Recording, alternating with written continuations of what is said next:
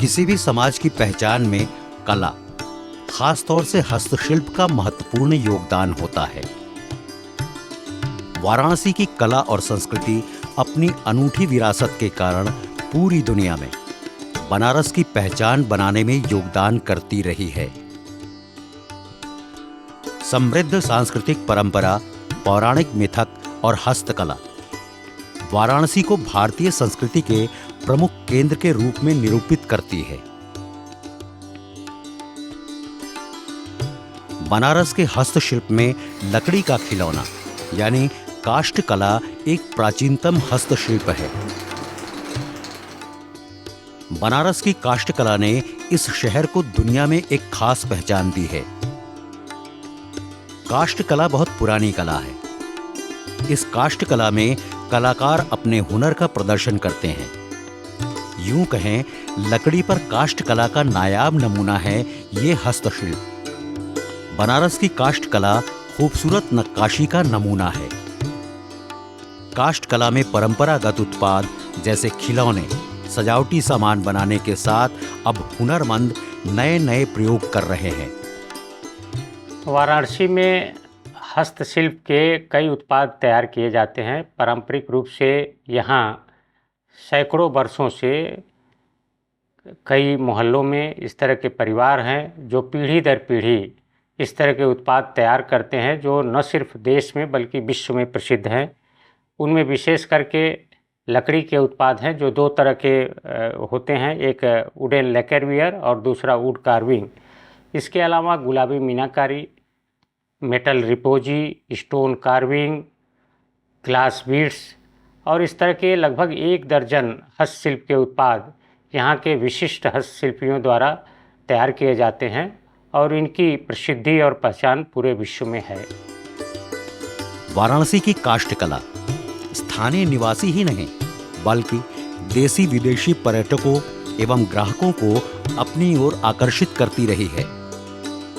बनारस में लकड़ी के खिलौने और सजावटी वस्तुओं को हस्तशिल्पी एवं कलाकार हाथ से तराशकर बनाते हैं। इसके लिए कुछ खास किस्म की लकड़ी की जरूरत पड़ती है।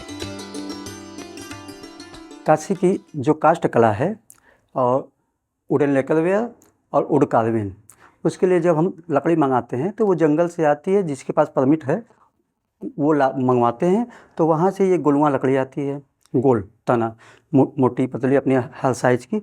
उसके बाद हम लोग वहाँ पे अपने साइज की उसको कटिंग कराते हैं। कटिंग करा करके जब हम लाते हैं अपने कारखाने में, तो ये हमारे अपने बनाने के साइज के टुकड़ा करा लिए।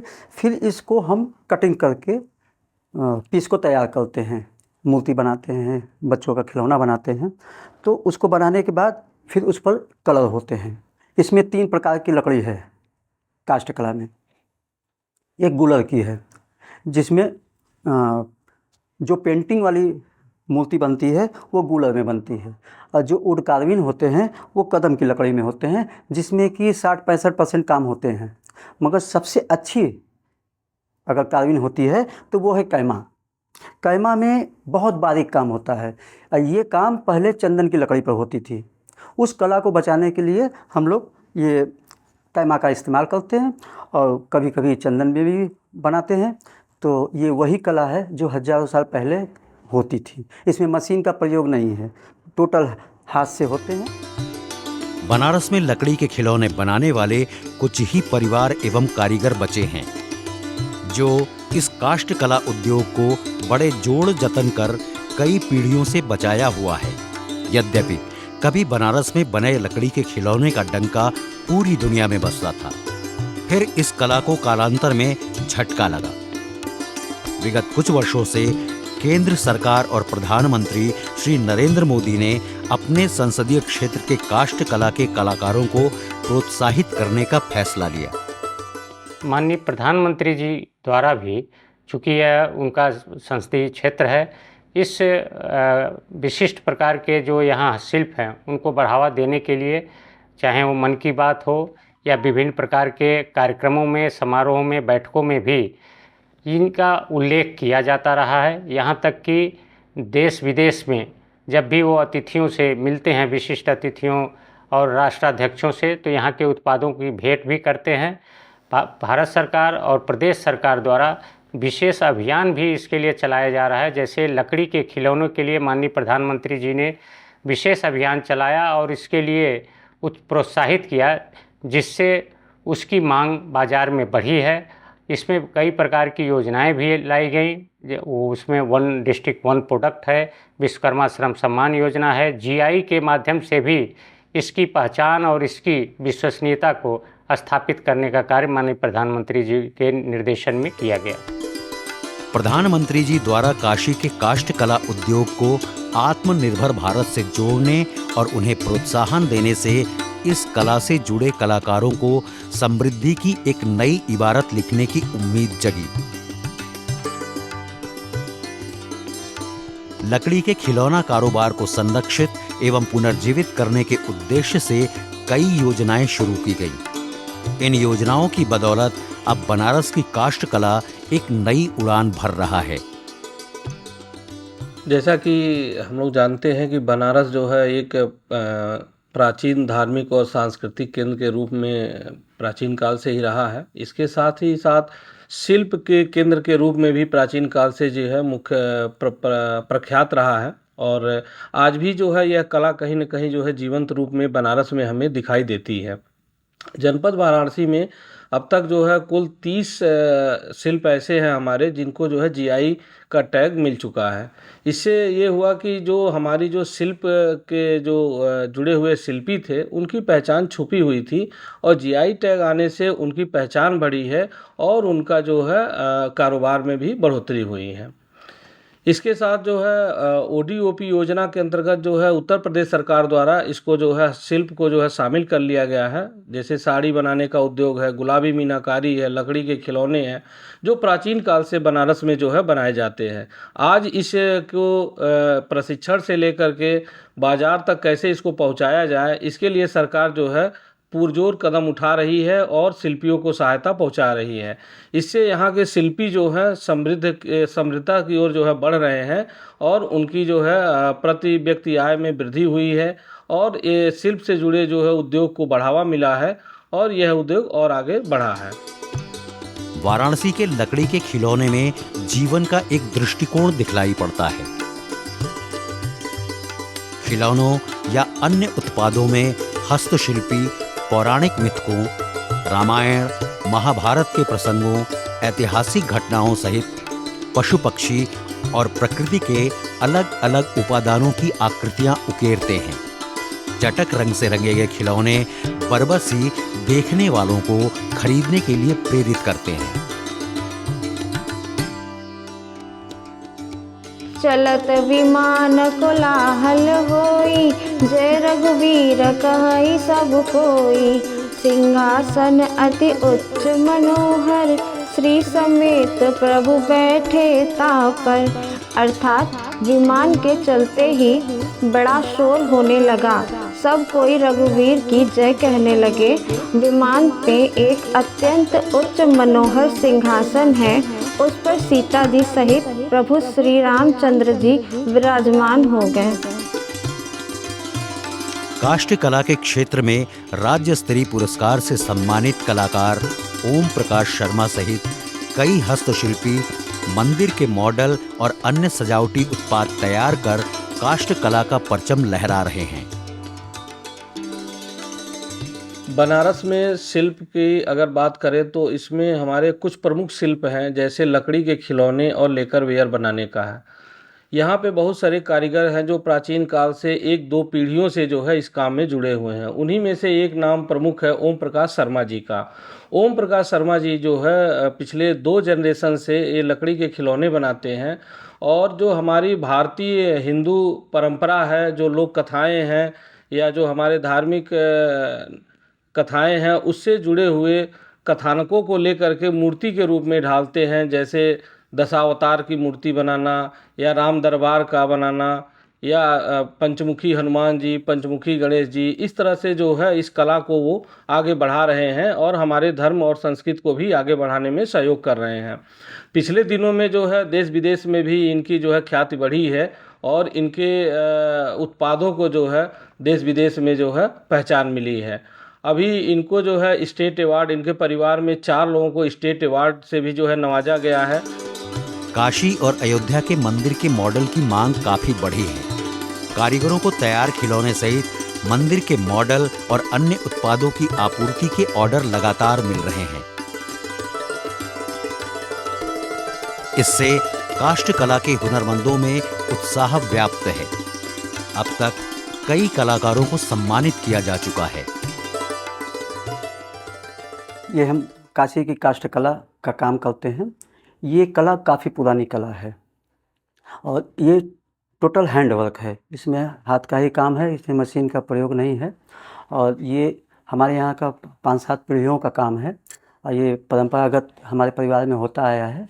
और हमारे इस कला पे हमारे घर में 4 लोगों को राज्य पुरस्कार मिल चुका है और ये कला हम करते हैं, काफ़ी लोगों को पसंद आता है। बनारस के कारीगर रामायण या महाभारत सहित अन्य ग्रंथों के प्रसंग के पद, दोहे या चौपाई भी मॉडल में उकेर रहे हैं। सुनी 10 कंदर बचन तब कुंभकर्ण विकलान, जगदम्बा हरियाणी अब 60 चाहत कल्याण। अर्थात रावण के वचन सुनकर कुंभकर्ण बिलख कर दुखी होकर बोला, अरे मूर्ख, जगत जननी जानकी को हर कर अब तू कल्याण चाहता है। लकड़ी की अगर बात करें तो ये हस्तकला कई 100 वर्षों से यहाँ चली आ रही है और इसमें हाथ से पहले सिर्फ कुछ ट्रेडिशनल तरह के प्रोडक्ट तैयार किए जाते थे, लेकिन इसमें सरकारी विभाग के द्वारा और भारत सरकार, प्रदेश सरकार के द्वारा विभिन्न प्रकार के ट्रेनिंग और टूल किट्स उपलब्ध कराए जाने के उपरांत इसमें नए तरह के उत्पाद जो आधुनिक मांग के अनुसार है, जो ग्राहकों की अपेक्षा के अनुसार है और जो समय समय की आवश्यकता के अनुसार है, वो भी अब तैयार किए जा रहे हैं, जिसकी मांग मोमेंटो के रूप में, उपहार देने के रूप में, सवेनियर के रूप में विभिन्न क्षेत्रों से हमेशा होती रही है। इस प्राचीन शहर का मशहूर काष्ठ कला का शिल्प अपने अनूठे प्रयोग से धर्म एवं अध्यात्म को लोगों के घरों तक पहुंचा रहा है। सुतबित नारी भवन परिवारा, होई जाहि जग बारहि बारा। अस विचार जिय जागहु ताता, मिलई न जगत सहोदर भ्राता। अर्थात प्रभु श्री राम जी मन ही मन कह रहे हैं, पुत्र, धन, स्त्री और परिवार ये जगत में बार बार होते और जाते हैं, परंतु जगत में सहोदर भाई बार बार नहीं मिलते। हृदय में ऐसा विचार कर हे तात जागो। हम जो कला बनाते हैं उसमें जैसे कि रामायण के ग्रंथ पे लीलाएं का दृश्य बनाते हैं और लोग काफ़ी पसंद करते हैं। और हम जो है एक बार लखनऊ में ग्राउंड ब्रेकिंग सेरेमनी हुआ था, तो वहाँ हमारे इस कला से बुलाहट हुई थी, तो हम वहाँ गए हुए थे। वहाँ माननीय प्रधानमंत्री जी भी आए हुए थे और मुख्यमंत्री जी भी।